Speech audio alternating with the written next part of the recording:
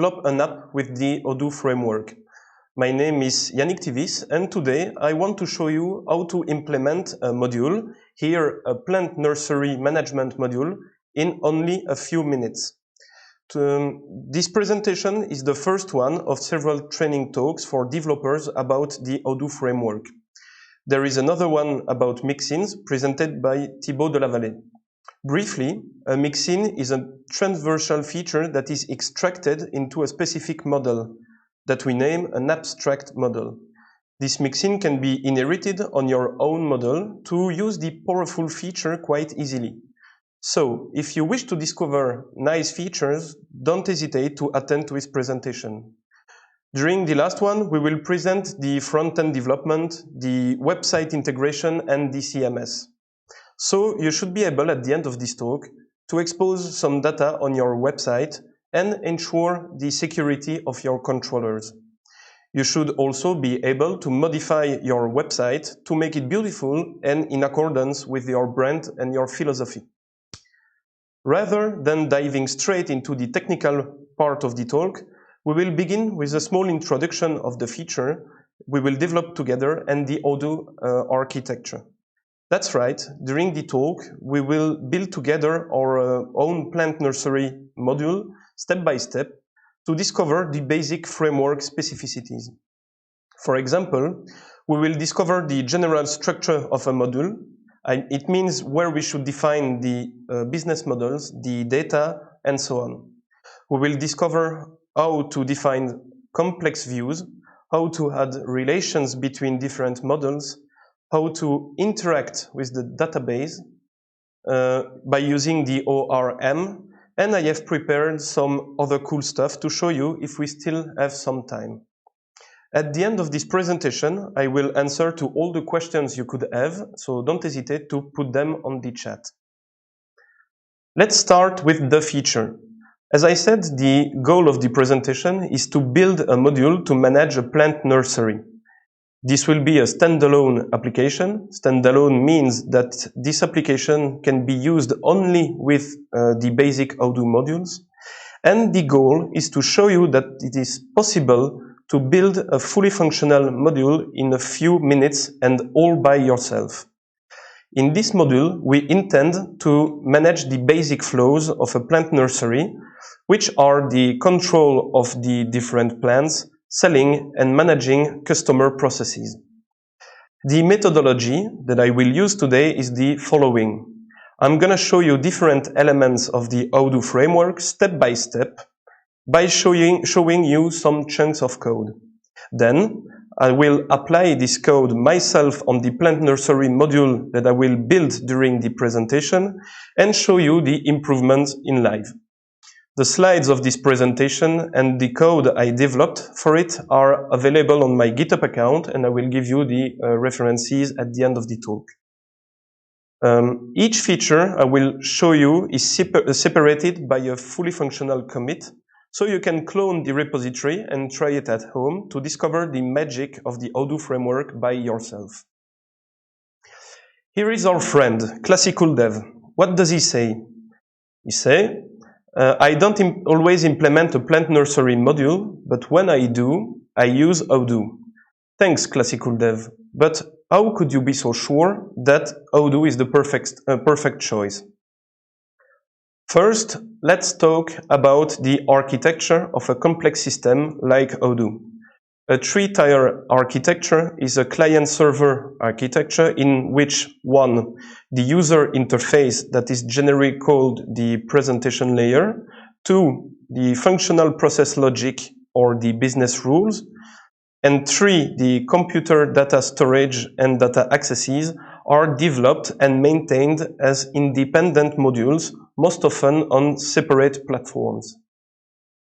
Generally, in the web development fields, the three tiers are the following. 1, front-end web server. In web-based applications, the front-end is the content rendered by the browser. The content may be static or generated dynamically and cached. 2, a middle dynamic content processing application, so the server, We often heard about Symfony, Spring, ASP.NET, Django, Rails, or even Node.js. And 3, a backend database comprising both the datasets and the database management system that manages and provides the access to the data. So, in Odoo, what is the front-end web server? The web client is written in JavaScript. Additional templates can be defined in HTML5. Design rules can be defined in CSS, and additional code can be done in JavaScript. Second, what is the middle server? The server and the backend modules are written in Python 3 since the 11th version. Before, it was using Python 2. And finally, what is the backend database? At Odoo, the database is postgreSQL. It's a free and open source relational database management system, and it is designed to handle a range of workloads from single machines to data warehouses or web services with many concurrent users. So it's a perfect choice for our need. Why PostgreSQL and not another? Well, this is just historical. At the time Odoo was still tiny ERP, it was the only open source transactional database available on the market and reliable enough to use it in a professional context. Okay, as I said, the web client is written in JavaScript and has its own internal framework, maintained by a specific team in the R&D department. When you render data, for example, a customer form view, the web client will make an asynchronous call to the server to retrieve the data and display the result on the screen. In fact, all the actions made by the web client are always done by making asynchronous HTTP calls to the server. And the web framework offers all the tools to create a new relational field, a new view, or a new widget quite easily, without having to care about the object initialization, the rendering, the attachment to the page, or the destroying of the object at the end of its life. I have already said that the server was written in Python 3. You should also know that the modules are written following the MVC framework. The MVC framework is one of the most frequently used in the web development industry to create scalable and extensible projects. In fact, MVC stands for Models, View, Controller. The model component corresponds to all the data-related logic that the user works with. For example, a customer object will retrieve the customer information from the database, manipulates it, and updates this data back to the database, or even use it to render the data on the interface. The view component is used for all the UI logic of the application. For example, the customer view will include all the UI components such as the text boxes, the drop-downs, etc. that the final user will interact with. And last, controllers act as an interface between the model and the view to process all the business logic and the incoming requests. For example, the customer controller will handle all the interactions and inputs from the customer form view and update the database using the customer model. And the same controller will be used to view the customer data. Okay, second specificity of the backend server, the ORM, short for Object Relational Mapping, is a central part of Odoo. In Odoo, the data model is described and manipulated through Python classes and objects. It is the ORM job to bridge the gap as transparently as possible for the developer between Python and the PostgreSQL database. which will provide the persistence we need for our objects. I will use here a simple example to show you the power of the ORM. Let's say that I define a new model, my awesome character, that has a name and a best friend that should also be a awesome character. You can see that all the business object definition is holding into 4 lines of code. What happens when we install the module containing this model definition? The ORM, by the syntax we used to define the model, will deduct that there is a new table to create with the name my awesome character with underscores, containing a varchar column for the name that should have a not null constraint, as we said that the field is required, and a column friend, which should be an integer with a foreign key constraint to the same table. And this is exactly what the ORM does. If you inspect the table after the module installation, you see that several magic fields have come. The ID, which is an auto-incremented primary key. There is the name that we defined, varchar, with a not null constraint. There is the field column, an integer, with a foreign key to the my awesome character table. And we have the create UID and write UID fields, which represent the user who created or edited the record the last, and pointing with a foreign key to the rest user's model. And there is the create date and the write date fields that are timestamps columns. So you see that it is quite easy to define the new model that is correctly configured on the database without having to write a single SQL request. So, what are the pros of using ORM? You get to write in the language you are already using anyway. If we are being honest, we probably aren't the greatest at writing SQL statements because SQL is ridiculously powerful, but most of us don't write it often. We do, however, tend to be much more fluent in one language or another, and being able to leverage that fluency is awesome.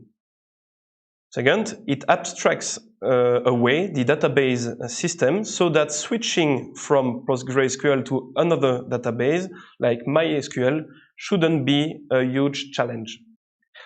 Then, depending on the ORM you get a lot of advanced features out of the box, like a cache mechanism or a security layer, and we will see this together afterward. And many of the queries you will write will perform better than if you wrote them by yourself. What are the cons of using ORM?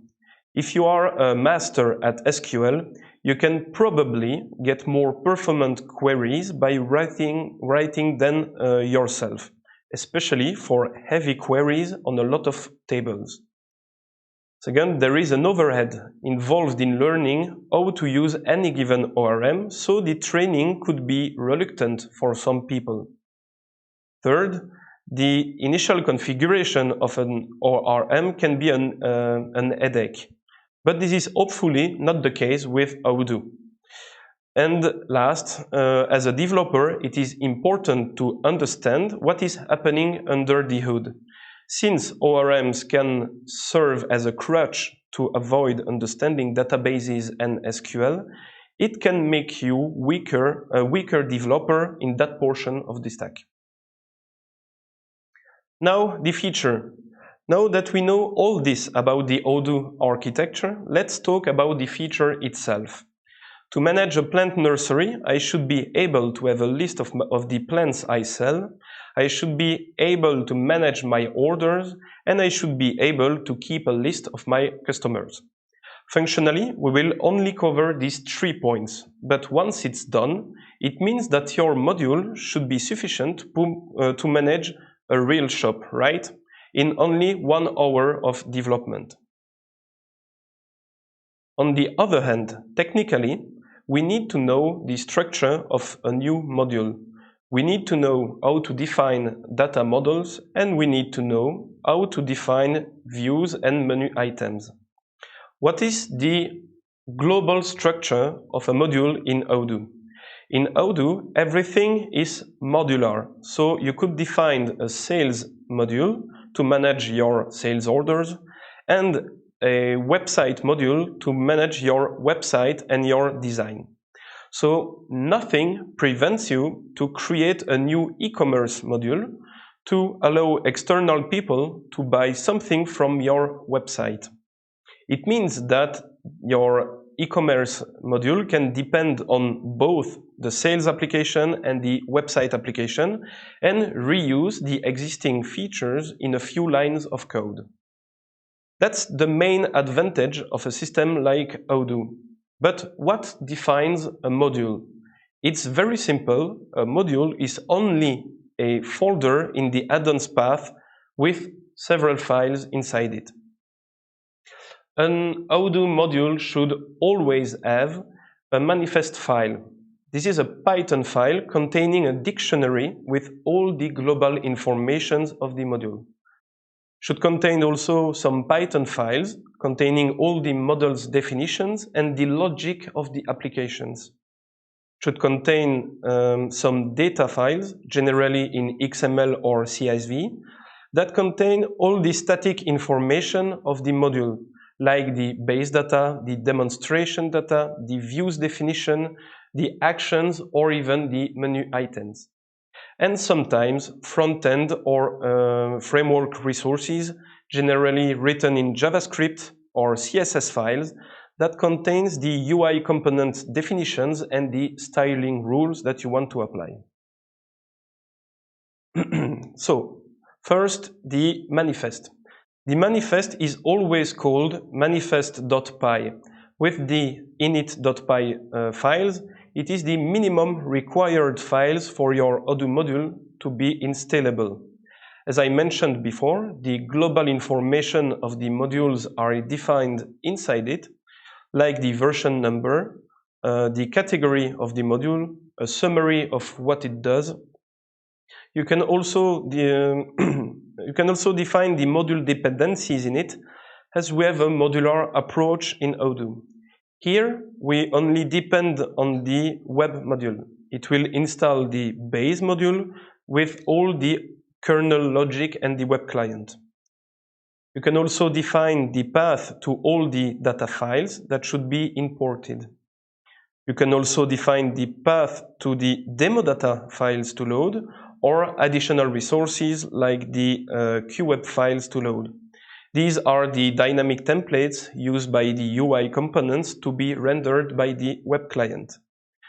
You can also specify if your module can be installable, should be installed automatically if their dependencies are met, and also define if your module is a main application or just a small module like a bridge, for example, with my last example about the e-commerce management between sales and website. Okay, now to describe the models, we should do it in a Python file. The file name does not matter, but you have to import it in the init files. Usually, we put one model per file to ease the code reading. You can check our coding guidelines in our official documentation. You can type odoo.com/documentation on Google or on the URL bar, and you will find it quite easily. You have to define a class for each model. The class name does not matter, but the underscore name attribute matters. We don't use the Python class to refer to the model, unlike Django, for example. We will use the underscore name for the reference or the inheritance. And note that there is also a underscore description attribute that you can define to provide a user-friendly model descriptor for the end users. As I did for the example with my awesome character, in your class you can define all the fields you need. For example, a plant name So the model nursery.plant will have a name which is a char field, or a price which will be a decimal float field. If you want more information about the different existing fields in Odoo, you can check also the official documentation page. And when you install or update the module, it's the ORM job to create the database tables, to create the constraint, and so on. You don't have to write a single line of SQL to initialize the module, and this is one of the powers of Odoo. Now that we have defined the models, we should also define the security access rules. Remember that if you don't, you will never be able to access to your documents. According to our coding guidelines, model access rules are always defined in CSV and imported in the manifest file.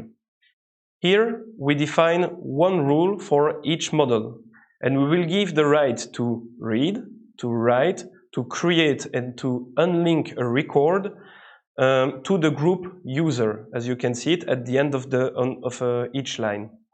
The group user is the internal user group.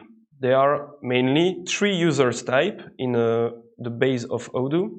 First, the internal users, who are typically the employees of the company. Second, the portal users.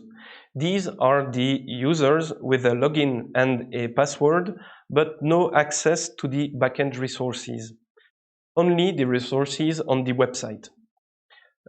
If only they match the conditions that you defined by yourself to allow them to access to these resources. For example, a portal user could have access to its own sales order or the help desk tickets that he opened. The last user type is the public user. It's the user by default that is used when you are not logged on Odoo, for example, a simple visitor on the e-commerce. Okay, now that we define the models and the logic definitions in Python, now that the security is defined in a static CSV file, we have to define the remaining static data in XML, which are the action. Here you can see on this slide that I define 3 things. The first one is an action to access to the model. Note that the model ir.actions.act_window is a model as well as nursery.plant. We define an action that should display all the nursery plants in a list view. As you can see, we enable the tree view and the form view. It means that if you click on one element on the list view, it should open the related form view for this record. The second element that I define is the root menu item. There is an app switcher that we could call the home screen, in which all the main applications are displayed. By defining a root menu item, understand by that a menu item with no parent, our application should also have its dedicated icon. And we also define the icon for our module to avoid having a generic one. And the third element is the menu item to display the plants. Its parent is obviously the root menu item, and this menu is linked to the actions that we defined just above. When clicking on this menu item, it will trigger the related action, which is to display the list of the plants. The way to create a record in the database is always by using the tag record. But as for the action, for example, but as you see, we use the tag menu item for the second and the last element. These are some syntactic sugar in Odoo that we define to create some specific records, like the menu item tag that is equivalent to using the record tag with the model ir.ui.menu. It's just a shortcut. Now, I'm gonna show you the result of what we defined in the first slides. You may wonder what is gonna be displayed in the form view or in the list view because we didn't define them. Well, in fact, in Odoo, the system is able to generate automatically the views if they are not defined. So let's see the result. I will take the commit one by one, like this. You can see that the first commit is the introduction of the modules. And you can see over here that there is a README file, which is not mandatory, but we have the init file over here that import nothing, and the manifest file in which we defined all the different global information of our module. Then I will apply the next commit.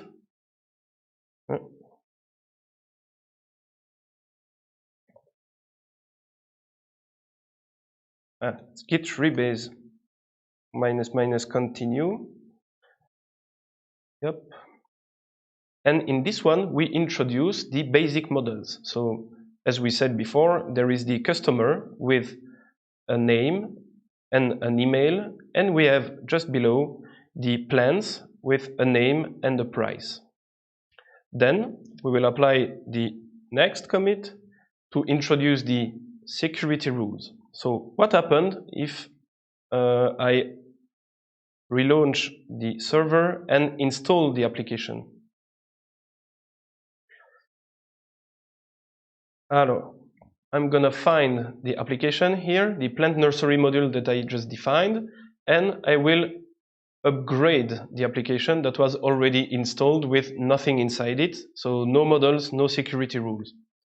As you can see, nothing is displayed on the screen, and that's because I didn't create the action and the menu items.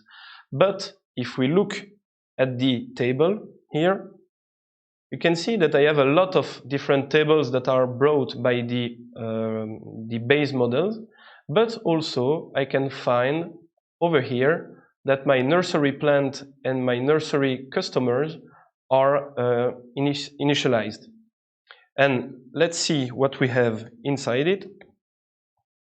For example, for the nursery plant, you see that my table is as described with an ID, a name, a price, 2 users that created or wrote on the record, and the dates. And there is also the foreign keys pointing to the REST users. All right, so we see that it's working, but now I would like to introduce the views and see the result. Here, in the next commit, I had the menu and the actions. So I import my files in the manifest. I introduce the action to display the customers, the menu, and just below, I introduce the root menu item for the main application, the action to display the plans, and the menu to display the plans. Okay. Let's update the application. Here it is. And now I have a new application corresponding to my plant nursery, and I have 2 menus here. I can create a new plant, for example, Namarilis, with a price of 12, and save, and it's done. So we just defined the models, and I'm already able to create new records and to populate the database, which is quite powerful, without having to write a single line of SQL. And I can also create a new customer with an email address like this. And it's done. So now we are gonna see how we could define a specific view for a given model, because even if I have a generated views that allows me to work on the models, most of the time I need to organize the information that I want to display. All right? So now we want to define a beautiful form view for the plants. We have to create a new static data for the views. The model of a view is ir.ui.view. A view is defined by its name, and is model specific. So you need to define the model, which is in our case nursery.plant. And the architecture of the view should be defined as XML. First, we define the type of the view. Here we start by setting the type form by using the form tag. We could use the tree tag for a list view, for example, search tag for a search view, Kanban for a Kanban view, and so on. By using the tag field between the h1 tag, it means that you will display the field and its label on it. A classic Odoo view is split into 4 columns. So adding a group tag allows to group the children elements together, but also takes 2 columns for their children. It means that if you put a field inside a group, you use one complete line of the group because the 2 columns of the group are used to display 1, the label, and then 2, the field, its value. The h1 tag is a classic head title tag in HTML, and the notebook at the end of the view is to display a notebook on the view with each defined page as a tab to display more elements without having to put too many elements on a single form view. So let's check the result in live. I will apply the next commit, in which we introduce only the view that I explained on the previous slide. And when updating the module, you will see that the form is updated. So here we have the old one, and now the informations are organized on the form view.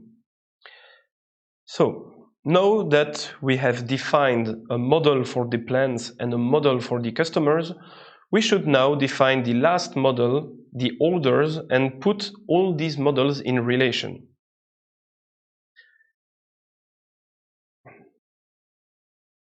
What are the different relations between models in Odoo? First, the many-to-one. It's like foreign key in Django. It's a simple link to another object. For example, on the plant order, the customer field would be a many-to-one pointing to the nursery.customer model. Second, a one-to-many, it's the inverse relation. This is a virtual relationship inverse of a many-to-one.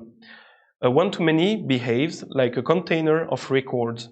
When you access it, you will get a set of records that would be possibly empty. So be careful, because as the one-to-many is a virtual relationship, there must be a many-to-one field in the other model, and its name must match the definition of the one-to-many.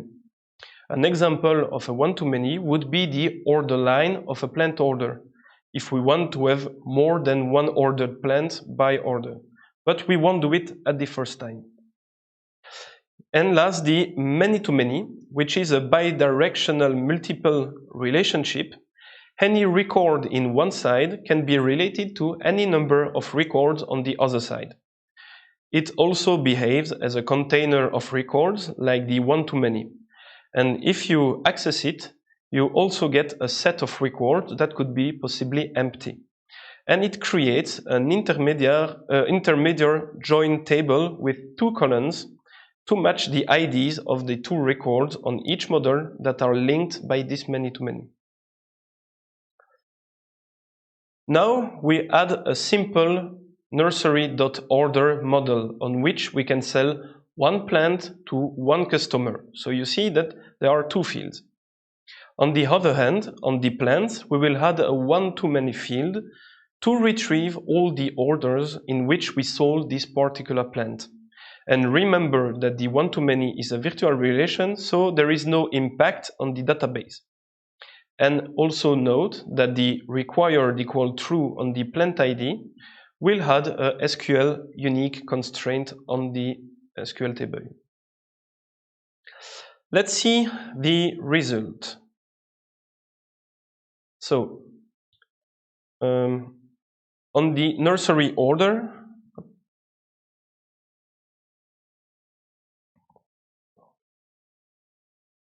I've made a typo. The model still doesn't exist because I didn't apply the commit. So let's do it in the correct order. Here I import a new view. I import the Python file describing the order model. I bring the order definition with the two fields, plants and customer, to many-to-one.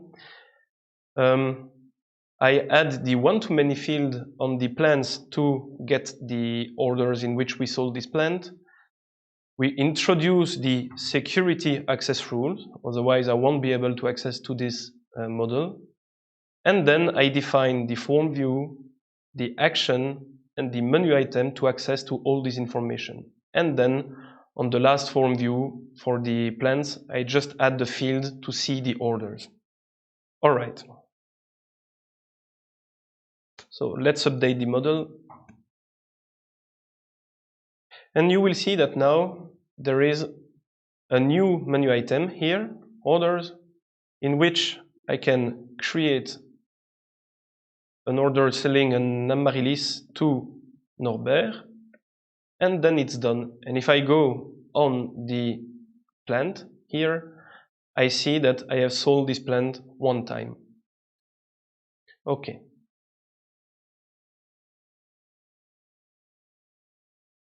Now that we know how to make some models interact with each other, how could you use the ORM in order to interact with the database?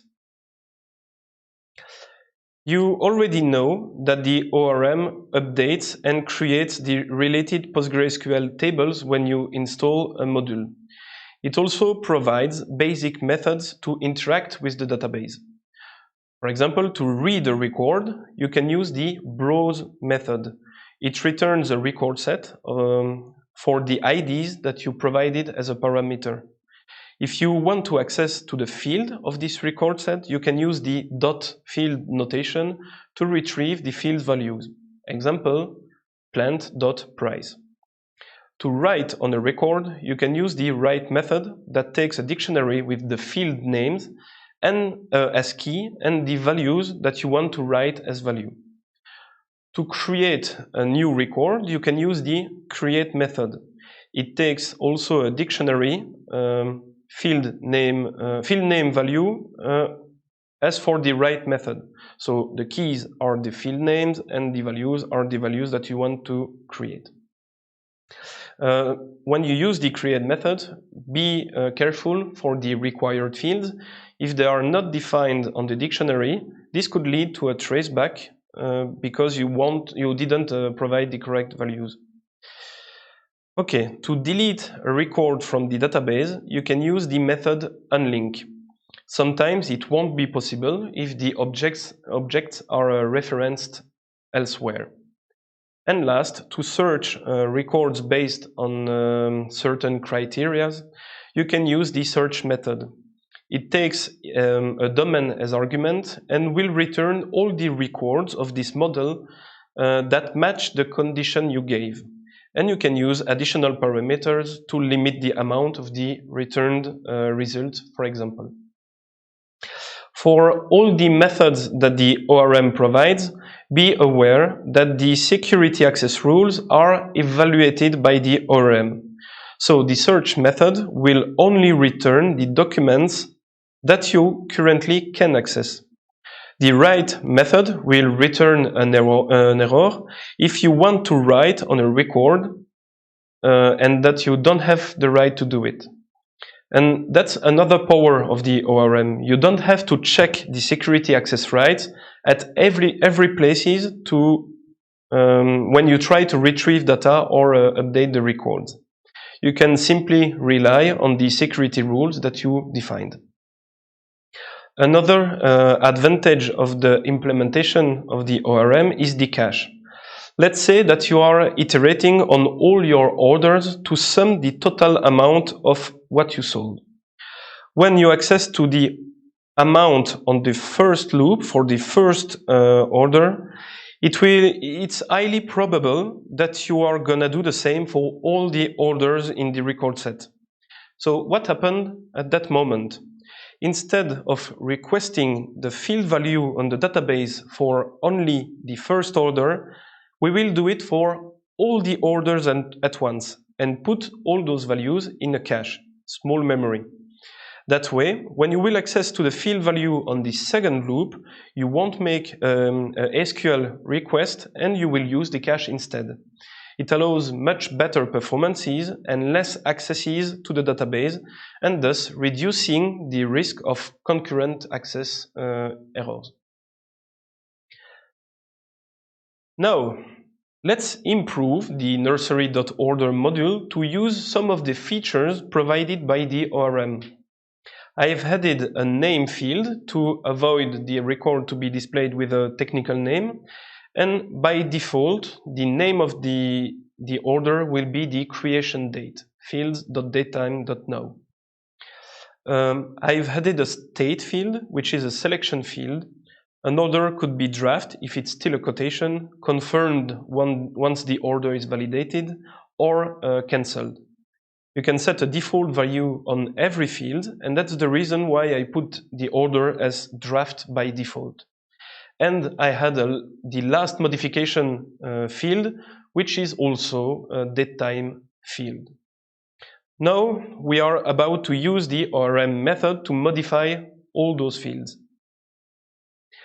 In this example, we override the write method to custom the behavior of the original one.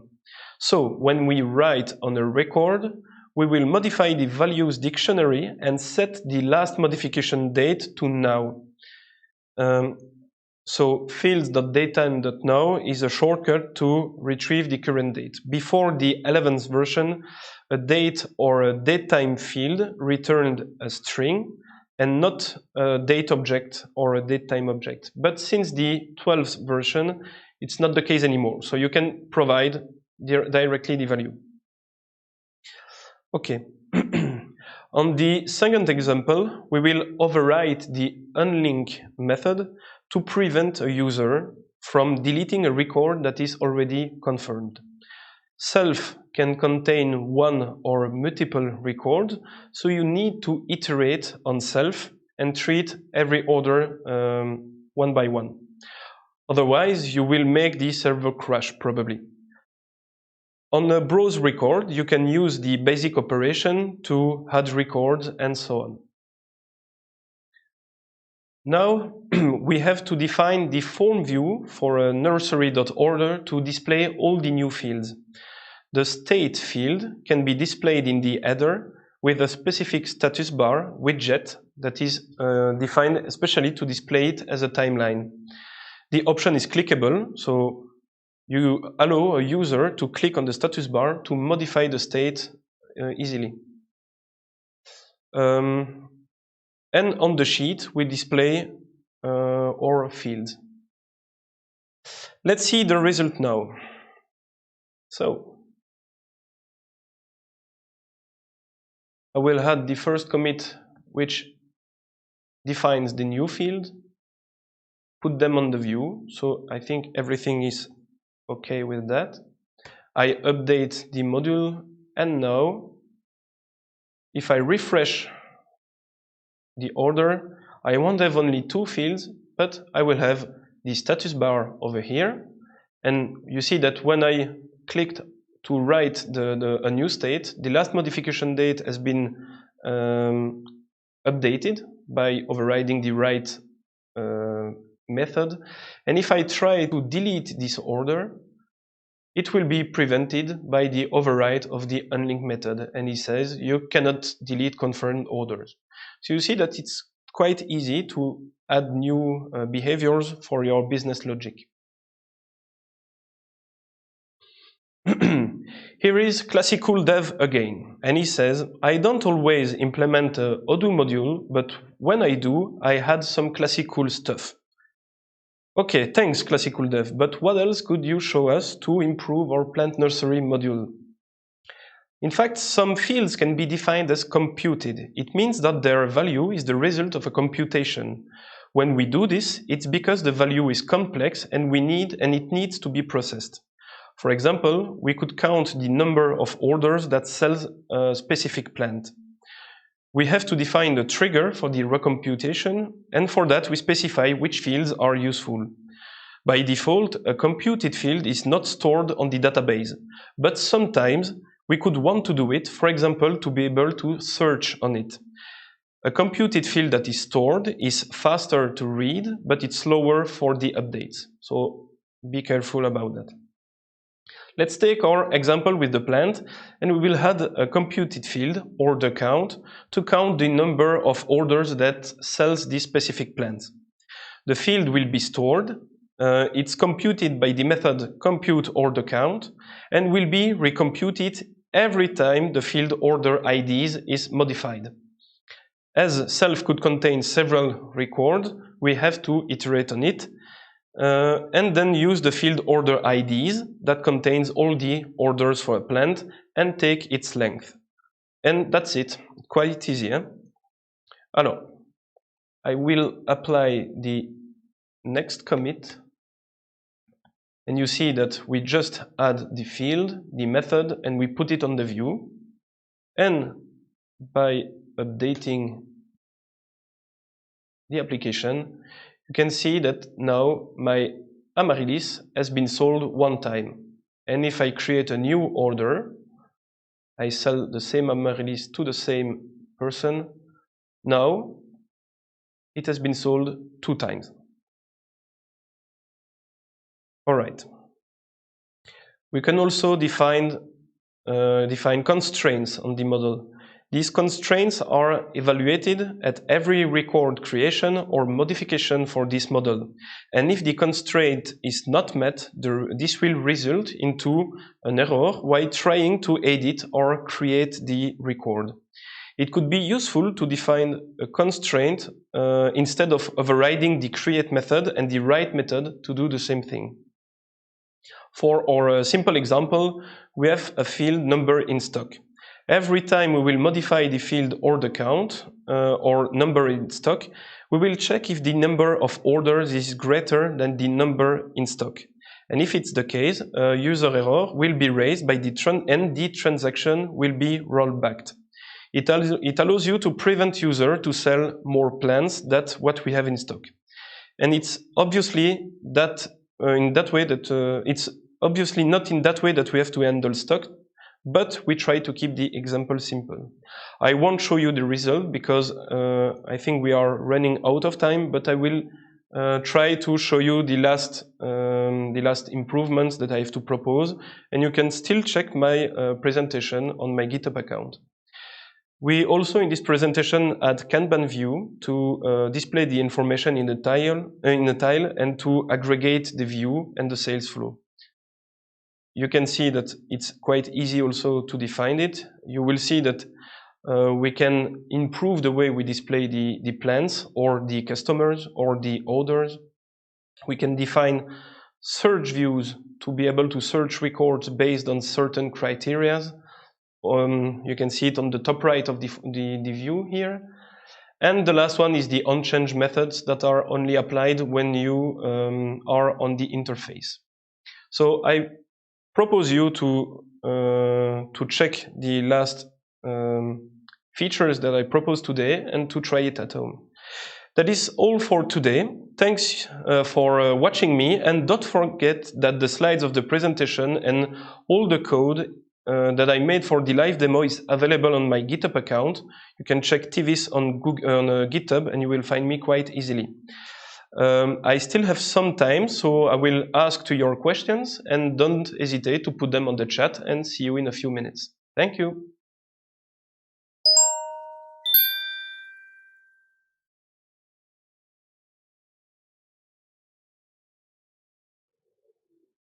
There we are. We're going to ask your questions. If you have questions, you can still enter them in the chat, and we're going to answer a few of them. Let's start off. There was a question about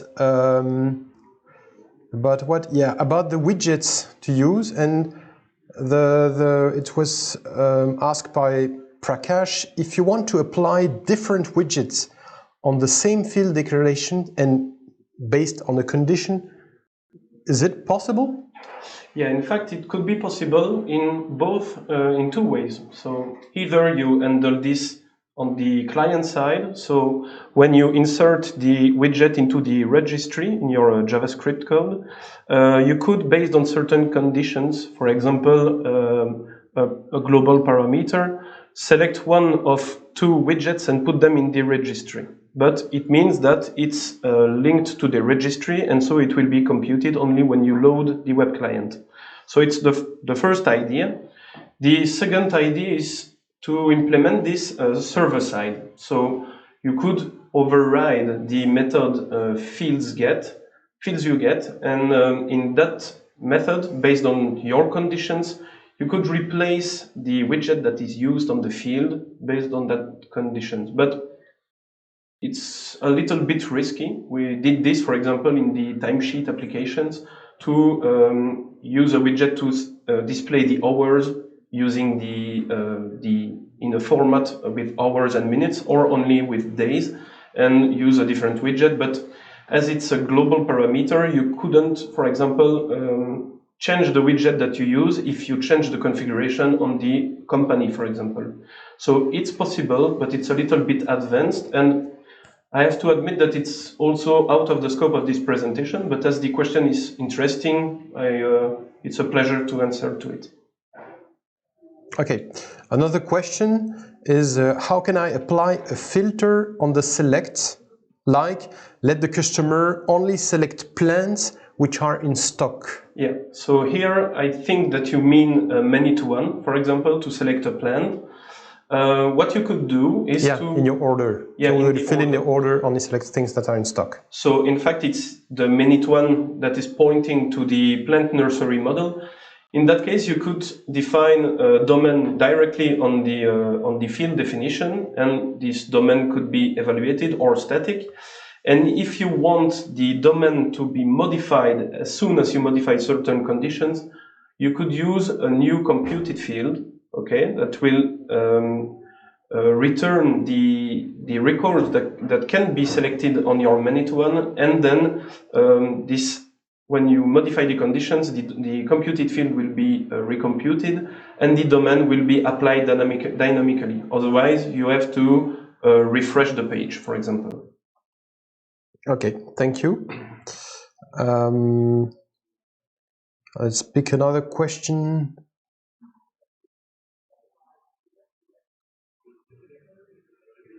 Maybe the one with the depends and the unchanged.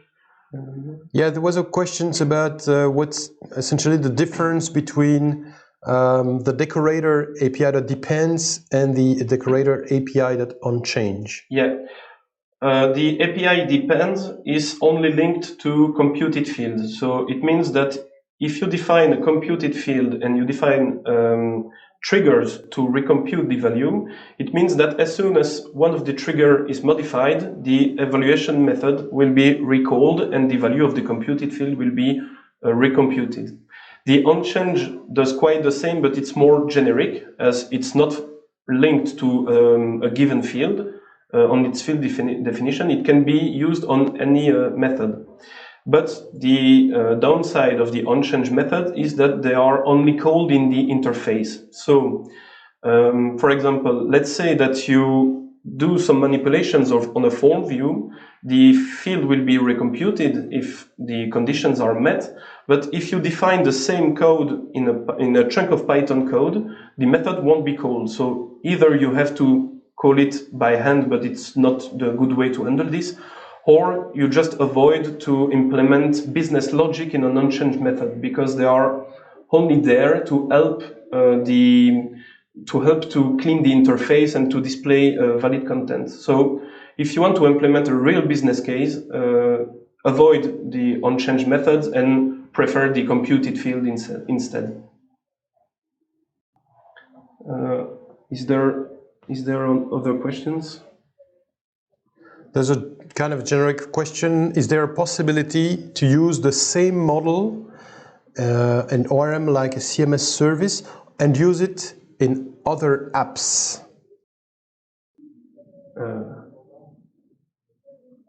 So if I understand the question correctly, you are asking if it's possible to reuse a model in another application. That's right?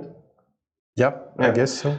In that case, that's the way Odoo is built. So, for example, in another Odoo application. Yeah, of course. Yeah, in another Odoo application. So, for example, the partner model, the rest.partner model, is defined in the base module, but it's reused in a lot of modules, like the sales application, the warehouse management application, etc. So, if you want to reuse a model, you have to define a new module that is depending on that. So, let's say that I want to sell my plants on an e-commerce. I can make a bridge module between the plant nursery and the website sale application to match both the business logic and reuse it on the e-commerce, for example. So yeah, it's possible, and that's the way the modularity of Odoo is built. Okay, so I think we'll end asking questions now. Yeah. And so now you're free to go to the next talk. And I will try to give an answer to the remaining questions that we didn't answer to on the chatter for those that were interesting. Thanks a lot and have a nice day.